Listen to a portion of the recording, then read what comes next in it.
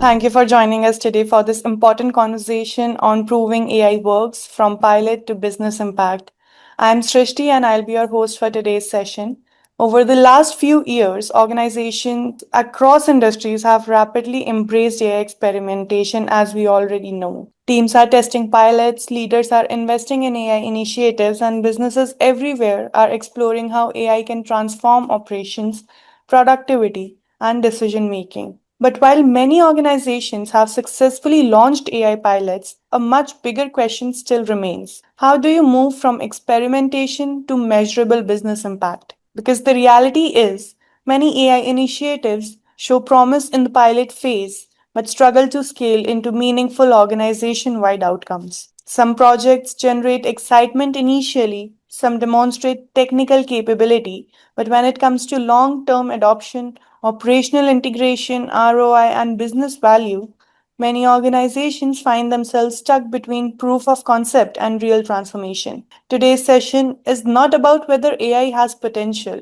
it's about how organizations can prove that AI works in practical, measurable ways, and what it takes to turn isolated pilots into scalable business impact. At Adoptify AI, we work closely with organizations that are actively navigating this exact challenge. And what we have consistently observed is successful AI transformation is not defined by launching pilots alone.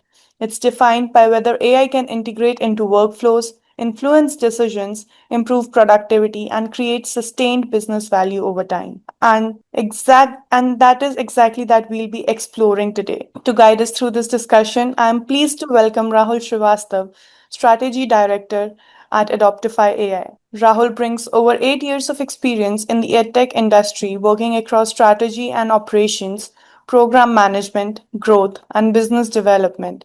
Over the years, he has played a key role in multiple 0 to 1 initiatives, helping organizations launch and scale impactful programs from the ground up. What makes Rahul's perspective particularly valuable for today's conversation is his focus on bridging strategy with execution, ensuring that ambitious technology initiatives translate into measurable outcomes and sustainable organizational impact. Outside of work, Rahul enjoys playing table tennis and traveling, which probably explains his energy for constantly exploring these new ideas and opportunities. Now, without a further ado, I would like to hand over the stage to Rahul. Rahul, over to you. Thank you so much, Shrishti, for the introduction. Good evening, good morning, good afternoon to each and every one of you who have joined us for this webinar. Of course, we are not going to take you and bore you for the next half an hour or 45 minutes about taking you every slide, taking you through every slide, but we are going to really talk about our experience with our customers in terms of how pilots have not scaled, how pilots have scaled. We will be talking about the real adoption of AI and not just the marketing or the air around AI. So I'm going to very categorically talk about what are the key problems that we identified, what are the key stages in adoption of AI, and how does Adoptify AI, which is where we have multiple proven stages that we have already worked with multiple clients, specifically large enterprises and mid-sized enterprises. We will be taking you through our journey, how you can relate better, and of course, after this session, if you feel that there is a way where we can collaborate with you or our business teams can collaborate with you to understand your requirement, how you can drive AI adoption or maybe any adoption with respect to emerging technology into your current infrastructure, is where we will be talking in brief and we can take it forward from there on. So I think the first slide itself is, from pilot to business impact. We have all been talking about the pilot because every company wants to invest, but the company really wants to ensure that the pilot gets successful so that it is more scalable.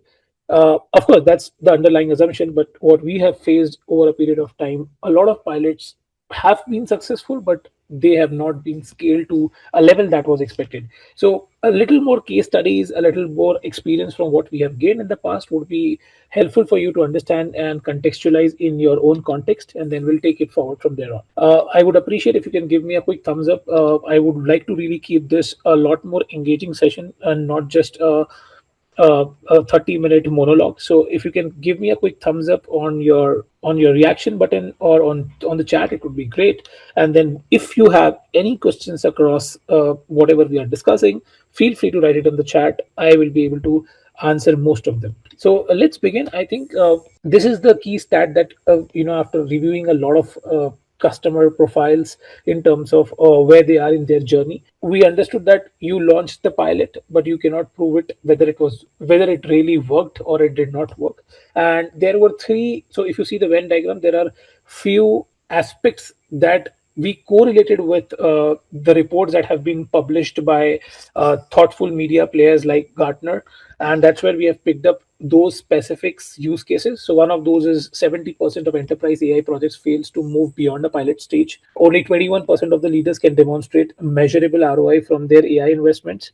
65% of AI pilots never produce a business case strong enough to justify the scale. So I think this is predominantly very self-explanatory, but again, I would just try to reiterate one thing here is that the common point that we want to tell is uh, there's a huge buy-in from the CXOs. There's a huge buy-in from the CEOs of the company, since there's a certain level of pressure in terms of improving the productivity using digital transformation by AI.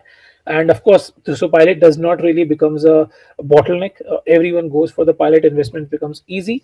But at the same time, we have seen that the way we launch the pilot with an isolated team members, maybe in the isolated environment, and with peculiarly picking up the right people in the system, and then we realize when we scale it up with the right with the entire homogeneous mixture of people who are going to adopt it to the system, we have realized that they get failed. So I'm going to predominantly talk about these three in my next slides. But before I really go beyond that, I really want to understand how the spread looks like for the complete audience that are really here. I would really appreciate if you can just read the comments. I mean, read the screen and let us know where are you in your AI journey right now. Is your organization right now on the journey from pilot to impact?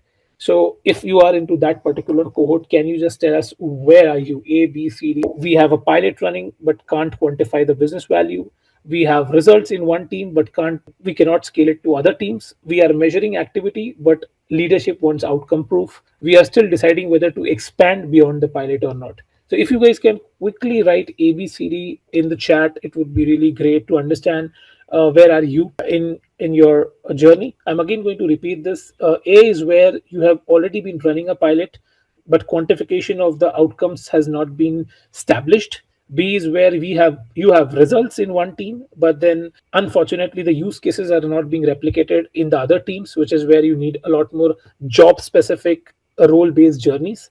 C is where measuring activity but leadership wants outcome. So a lot of activity is happening, a lot of prompting is happening on a certain tool, but then there is no real outcome or proof of the fact that it is really improvising, increasing, and making the workflows better. And the final one is we are still deciding. So I think people have started writing it in the chat. Let me read it out for you. Some of them have written A, some have written D as well. Fortunately, no one has written C. So good that you guys are writing it down here. I'll just quickly run into the next slide here. What we are actually trying to solve the problem. So AI is not failing. I think a lot of times we have this notion, and the narrative is being run through multiple reports that we see, we read. In fact, there are reports by thought leadership channels where we tend to believe that AI is failing. There was one of the reports that I read some time back, which was published. That in that report it says that agentic AI by 2027 will become obsolete. Of course, when we are into the business for about quite some time, we have understood that AI is not failing, but the way it has been the way it is executed is where it's failing. So most AI pilots stall because of the technology, not just because of the technology, but because of everything around it, the people readiness, the org readiness, the governance around it. So we are going to talk about these gaps. But on a high level, I have identified four gaps. One is workflow gap, where how people do not know in their current workflows how do they integrate AI to improve automation, to increase productivity, to ensure that people really they tend to remove the mindset that they have traditionally operating into a typical workflow. Second is, of course, people gap. People readiness is one of the very important aspects. You, no matter what can you build out of the AI today, but if people are not ready to really use it, adopt it, and they have the right change management given to them, it's very difficult for them to really drive the adoption of AI. So we are talking about four different levers that really pull in and plug in to really drive the adoption of AI. Visibility gap, of course, one of the things that we have identified during our interactions back in 2023 as well with a lot of organizations, we understood that visibility is one of the gaps. And when we talk about visibility, it's not just giving you a dashboard, giving you an understanding, but it is also about what are the key North Star metrics for every organization, for every department. In fact, what are the key observations that you are actually documenting on a daily basis, on a weekly basis, and how that is aggregating to a real ROI. So that's important, and that's where visibility across the funnel, across the value chain around AI is very important. And then, of course, we have governance gap, where we have seen, in multiple countries, be it Philippines, Australia, New Zealand, India, you talk about Japan, we have customers across, but what we have understood is one of those problems that we have also identified is that some governance around AI, which is applicable in one country, might not be applicable in another country. So it's very important to have a very holistic understanding on at least the baseline, where what is the real baseline that we want to set up the governance for ourselves. So that needs to be very holistic across the value chain, and it is a little more independent of the country. So that's what we try to solve. But these are the four things that I really want to talk about: the workflow gap, the people gap, visibility gap, and governance gap. So now, when we talk about these four tracks, out of these four, I really want to talk about the people readiness, the org readiness, and the governance around it. Can your people actually use AI to do better work?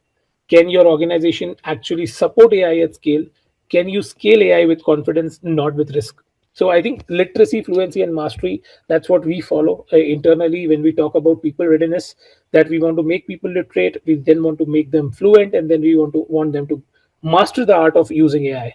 Right. So it also depends upon the kind of tools that they're using, the kind of ecosystem they are into, the kind of confidence they're building over a period of time. And of course, that is functionally that is a part of upscaling them. When you talk about org readiness, it's more about evaluating the right use cases for your organization, understanding the workflow that currently exists. How can we improve the workflow using AI, depending upon the use cases, and of course, once the deployment happens, how do we ensure that there is a certain mechanism to control the entire deployment structure, and then we scale it up.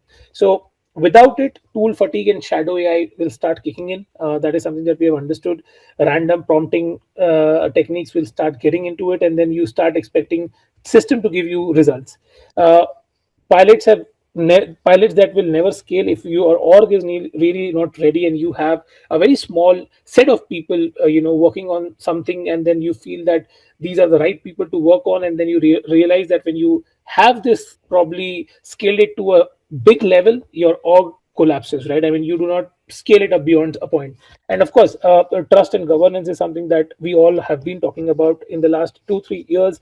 I've seen a lot of organizations talking about data privacy, talking about uh, the trust in the current systems that they are already using it, and how system ready they should be with respect to AI is what we are going to talk about. So I think on a very high level, we want to talk about that Adoptify AI as an organization helps organization with their people readiness, with their org readiness, and with the trust and governance. So I'll quickly go on to my next slides, where we have a framework that we have introduced for our customers, and I think that is around adopting, adapting, and accelerating. So these are the three stages that I'm going to talk about. Probably, if you have any questions around this, again, I would appreciate if you can write it in the chat. It would be helpful for me to answer it. But adopting, adapting, and accelerating is what we are going to talk about. When we talk about adopting, laying the groundwork for provable impact, and the key leading indicators, I would say, and the signs in simple language would be: you have bought the tools, but you're not sure where to start. Different teams are doing different things with AI, and there is no coherent plan. I'm just trying to tell you that someone is using a Microsoft system, but at the same time, they're also using Claude, they're also using Gemini, they're also using other tools which is better for them in that particular job role. So it is very important to have maybe a very cohesive umbrella of technology that they want to really use.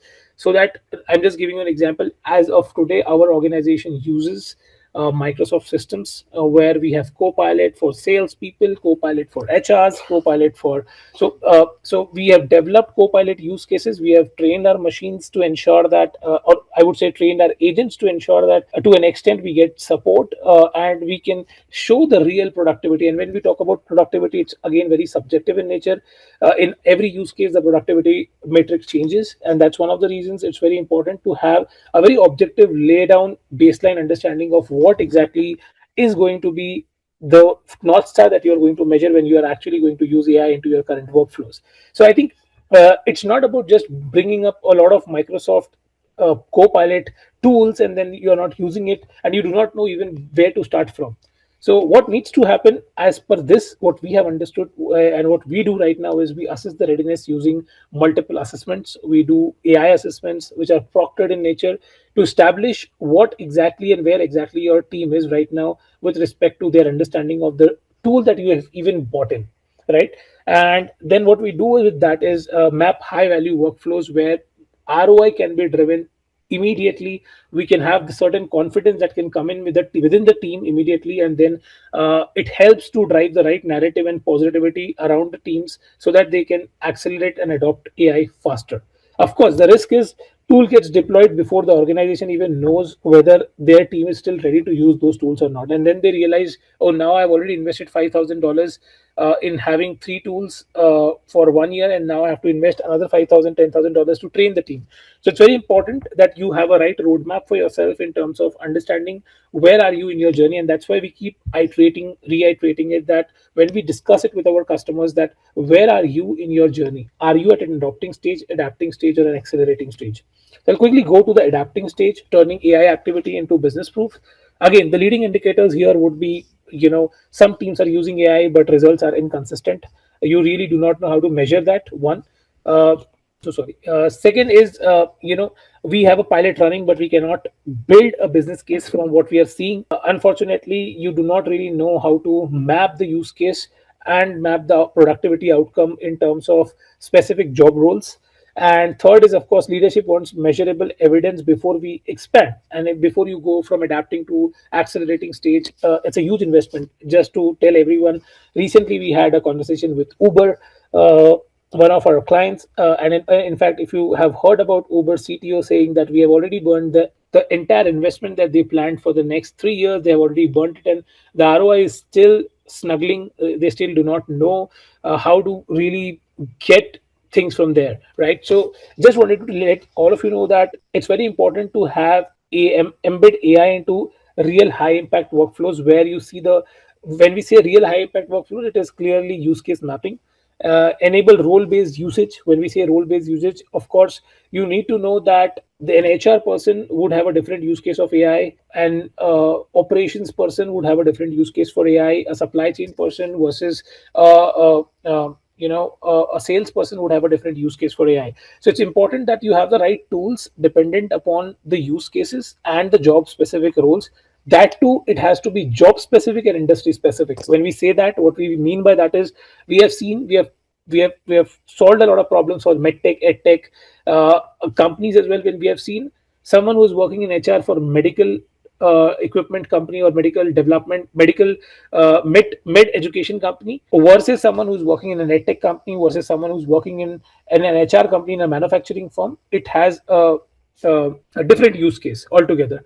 So all I wanted to talk about here is predominantly that it is very important to go real role based so that it helps them contextualize the entire context of what they are, where they are, how they can equally impact the productivity metric, and then you build the ROI documentation framework from there on, from day one itself, right? I mean, even if you have small productivity change that you see in terms of how manually you were doing few things versus how automated it is now, so that's where it gets better.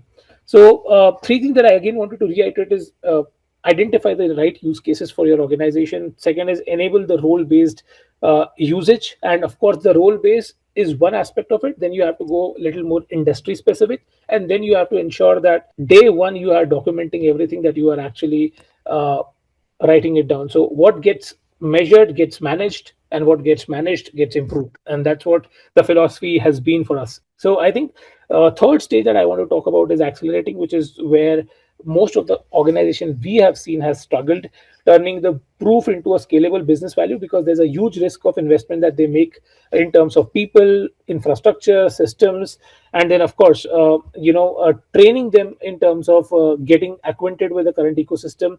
So again, the leading indicator here, you have that proven AI workforce in one area. Now leadership wants it everywhere. Leadership wants broad level reporting on AI impact. We want to expand across departments and geographies, but execution risk feels high. So I think one of the organizations that we helped was how we helped them was because they were a very big organization of about 5,000 employees. We created an AI office for them. In that AI office, there were five different department heads who were reporting to AI office. We solved it structurally in terms of having more accountability around AI, because they already have seen the real adoption of AI using multiple use cases in few departments. And of course, we have also identified that there are departments where unnecessarily putting AI into place is not going to help. So we also need to understand that AI has a limitation to it, to what it is right now, to the current models. If you talk about hallucinations, if you talk about data drifting, if you talk about model shifts, all of these things are real limitations to AI as of today. And then of course, with time it is going to get better, but we also need to respect the fact that in all the organization, in all the departments, all the functional department might not have the right use case. So it is not imperative and important to really drive the adoption in all the departments if you see success in one or two departments. So what needs to happen is expand proven use cases into repeatable playbooks. Have a right playbook, build champion networks. That's what we do. We call it as champion networks, enterprise governance, and credentialized workforce. So when we say credentialized workforce, that means we have a very solid certification system in place, which is where we have AI certs, where certification comes in place, objectively defining an individual's capability to drive AI adoption. Whether the person has cleared a certification, it shows that to an extent, objectively, the person knows how to use AI in that particular job. Optimization isn't a destination. Optimization winning happens at scale, and it has to be repeatable. You need to optimize your workflows. You need to optimize the learning that you had from the previous failures from the pilots, and you need to keep increasing and improving in terms of how you move forward in your AI journey. So I think these are three things that I really wanted to talk about. Again, I'm repeating it: adopting, adapting, and accelerating. If I really move forward fast in terms of how we solve the problem for our customers, this is how we do it today. We discover, we pilot, we scale, and we embed them. And when we talk about embed, we have program managers, we have SMEs who gets involved deeply into the workflows. They handhold after even the adoption, they handle for the entire 3 to 6 months with the team, so that there is a strong change management around it. People understand the importance of using it, and they form a habit of using it, instead of, because going into something which is not they have been exposed to before, needs a lot of hand holding, given that AI is changing every new day. If you talk about every day, there is something that that comes in new, with respect to new tools, with respect to new features, with respect to maybe your productivity matrix keeps on changing basis your use cases. So I just wanted to say that it's a continuous cycle. Embed feeds back into the discover as the market evolves. That's what I'm trying to say here. So people readiness, org readiness, and trust and governance is what our system has been built on. So discover, pilot, scale, and embed. If you have any questions around this, again, I don't want to deliver a monologue with you guys. All of you, whoever, Catherine, Anupama, Romeo, and Eugenie, and then I think there are four more people. Please feel free to write it in the chat if you have any concerns about how you can actually adopt to AI, and how we can help you adopt AI is where what are your key challenges that you have faced. One of the use case that I have put in here is one of the enterprise that we helped with. So with a 4 week Copilot activation, they have bought in about 150 licenses earlier, and then they had a team of sales, marketing, HR, and finance who were using it. But unfortunately, their use case, the kind of licenses that they bought versus the kind of use case they had there was a huge gap in between. A Copilot generic license was used by sales team, where we know that there is a Copilot sales license already existing with Microsoft ecosystem. So there were very few high level blunders that they made, and then how we solved the problem for them was 98% adoption, 310 hours reclaimed. And when we talk about the productivity, I'm again repeating it, we have not seen a typical productivity of 50-60% increase. Maximum we have done it till date has been 23%, and lowest that we have gone is 18%. So 18 to 23 is the bracket that we typically tell people that how you can really improve the productivity, increasing the AI adoption in your organization. Of course, there are multiple metrics that we track that I'm going to talk about in terms of how the engagement is being driven in the organization using AI. So the entire how they got there was we had done AI literacy boot camps. We have done role based Copilot playbooks. We did workflow activation. There were guardrails and prompt patterns that were observed, that were repeated all the time when we had multiple meetings with them. And then of course finally the visibility, which is through dashboards with the right metrics, not just creating a dashboard and probably analyzing a lot more numbers which are not required. So keeping it very simple, we made few dashboards which were showing us the key indicators of productivity and adoption, and that's where we have driven it. And I'll share the key dashboard as well, how we make it for our clients right now. So Copilot didn't deliver these results alone; the adoption system did, of course. So same methodology applies across Gemini, Claude, or any other enterprise AI platform that you are using right now. So if I want to go ahead with most pilots generate activity, few generate proof. Here is the difference between two. So I think I've created two slides on this. One I'll take it in the next part of it, but the first slide that I want to really talk about is when pilots stay isolated. One of the major reasons we have seen when the pilots stay isolated is the best practices are not shared across the ecosystem. That's one of the biggest problems that we have seen. Even if they have the best practices implemented, they have seen everything, but since the teams are isolated completely, some of them are isolated by design due to geographies, some are isolated by hierarchies, some are isolated by structural issues, and that creates a lot more friction between the team adapting versus the team that has already done a pilot and proven the success there. So AI activity rises, value stays unclear when you do in isolation. When you are built to scale, I think AI adoption is tied to measurable outcomes from day one.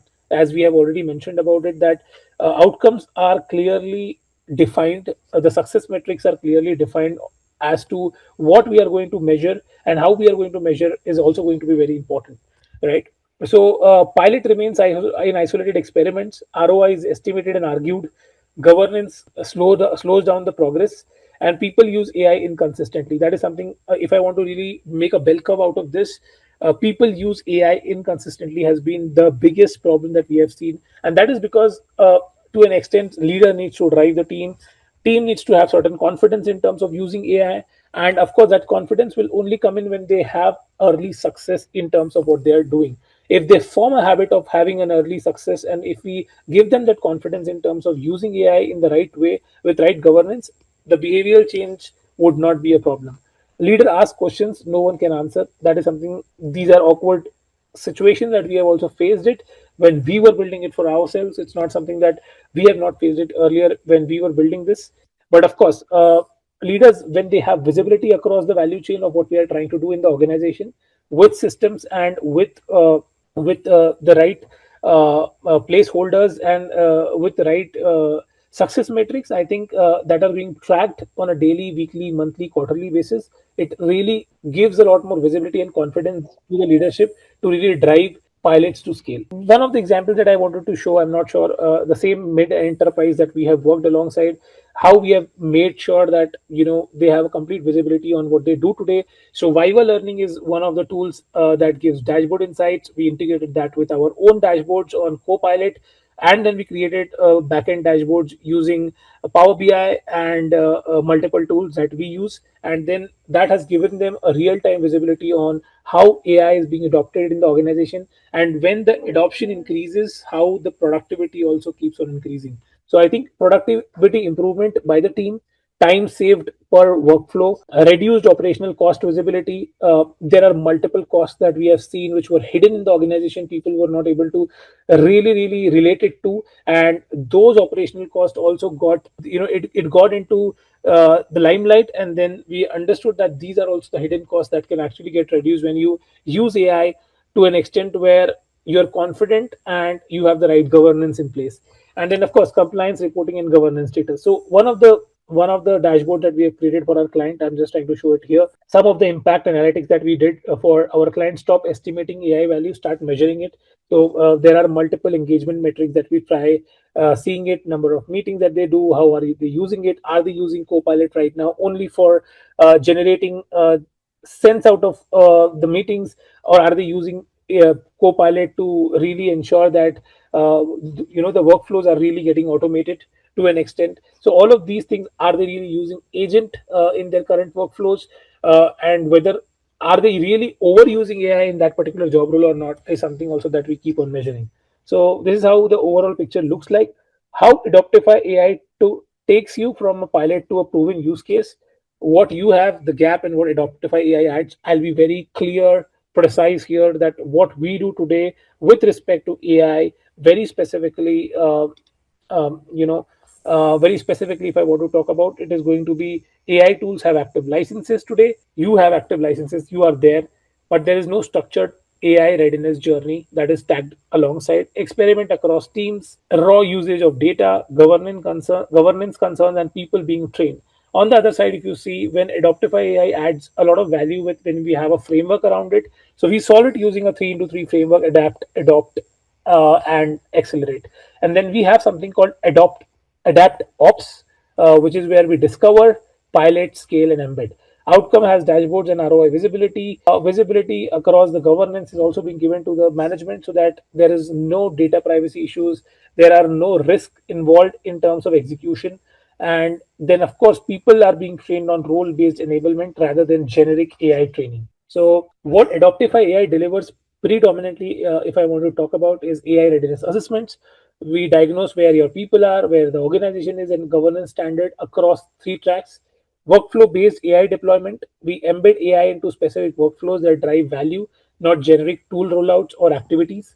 Workforce enablement programs: we have role based training and behavioral change program designed for finance, healthcare, manufacturing teams, or any other teams. We have about 70 plus role based certifications. Adoption and measurement dashboards: we have real time visibility into using AI, what is that we are delivering, and where adoption is stalling. Fifth is governance visibility that we have already talked about. So we work across all the AI stacks: Microsoft Copilot, Google Gemini, AWS, Salesforce, and any enterprise AI platform. So the 3 things that we have talked about: the people readiness, governance, and the org readiness. I just wanted to quickly tell you about how we solve this problem of people readiness. Role-based enablement programs are being introduced, which are not generic in nature. Behavioral change measurement, not just training attendance. So we really like when we do these role-based enablement programs and workshops, we try to be understand their behavior in terms of how they're using it in the case studies, how they're using it in small mock exams, how are they actually thinking beyond the current system that they already have. And third is, then we have champion activation to sustain adoption beyond first 90 days. So proof of signal or proof signals where people are using show us up in workflow outcome, not just in login data. Again, if I talk about org readiness, it's workflow mapping, redesign, high value use cases. This is something which is very important. You will only be able to integrate AI into your workflows only when you know where to use AI in the current ecosystem and how it can actually impact. So the lowest hanging fruits would be where you have a lot of manual work involved, a lot of operational cost involved. How do we ensure that we eliminate that using AI?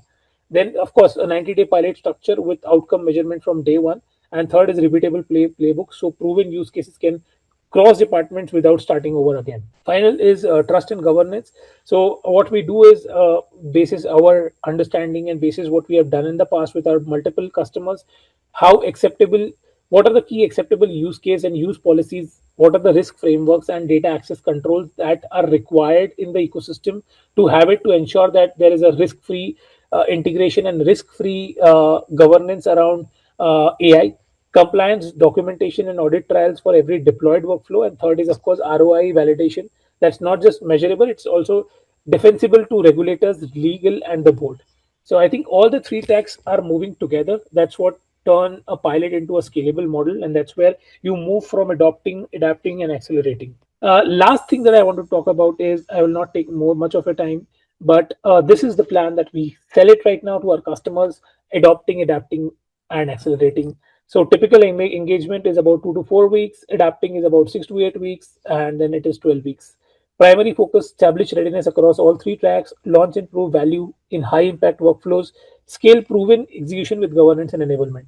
So I think we have a business outcomes, we have key deliverables, we have key North Star metrics that we chase, and the engagement metrics are the key leading indicators for us to understand whether you are into adopting, adapting, and accelerating stage.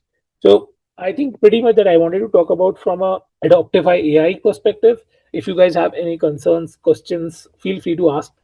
If not, then Shishti, I will hand it over to you. Or I would really appreciate everyone to put their thoughts in the chat so that we can answer anything and everything that is required. If not, we will be arranging a session with our consultant, our business teams, one on one with you, so that you can speak to them. If you have any concerns around adoption of AI, how we can do it, we are going to discuss that there, and we'll take things forward from there on. Thank you. Over Thank to you. you so much, Rahul. I can see that there are no questions as of now in the chat, but definitely, as you rightly mentioned, that we'll be reaching out to each one of you later on. So please be prepared with your questions or any doubts.